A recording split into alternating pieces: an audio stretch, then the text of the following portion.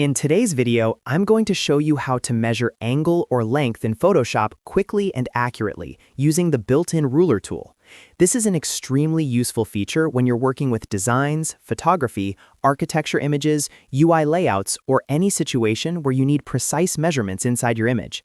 Many Photoshop users don't even realize this tool exists, but once you learn how to use it, it can save you a lot of time and help you work much more precisely.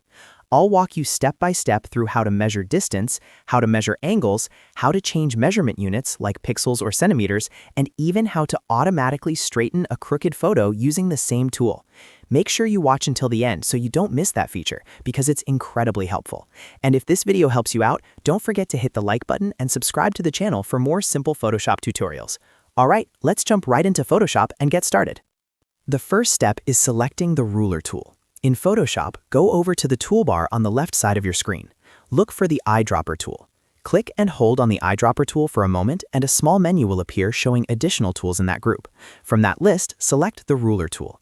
Once you click it, your cursor will change and you're ready to start measuring inside your image. There is also a faster shortcut if you prefer using the keyboard. Simply press the letter I on your keyboard to activate the eyedropper group, and then press Shift+I until the ruler tool becomes active. This is the quickest way to access it when you're working fast. Now let's measure the length or distance of an object.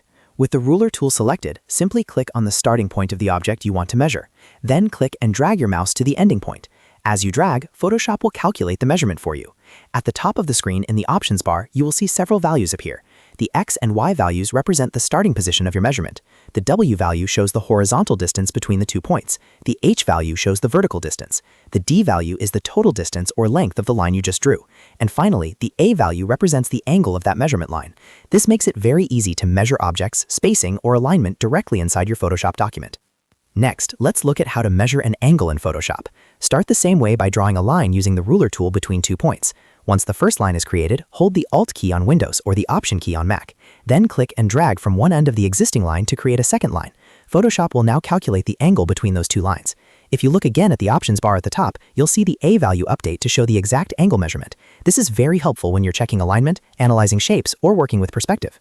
Sometimes you may want to change the measurement units depending on your project. For example, you might want to switch from pixels to inches or centimeters. To change this, go to the top menu and click Edit, then choose Preferences, and then select Units and Rulers. Inside this panel, you'll see an option called Rulers. Here, you can choose the unit you want to use, such as pixels, inches, or centimeters. Once you apply the change, the ruler tool will display measurements using that unit. Another very useful feature of the ruler tool is straightening an image. If you have a photo with a tilted horizon or a slightly crooked angle, you can fix it quickly. Select the ruler tool and draw a line along the horizon or along the edge that should be straight. After drawing the line, go to the options bar at the top and click the Straighten Layer button. Photoshop will automatically rotate the image so that the line becomes perfectly level. This is a fast and accurate way to fix tilted photos. And that's how you measure angles and lengths in Photoshop using the ruler tool. Once you start using it, you'll find it incredibly helpful for precise editing and alignment.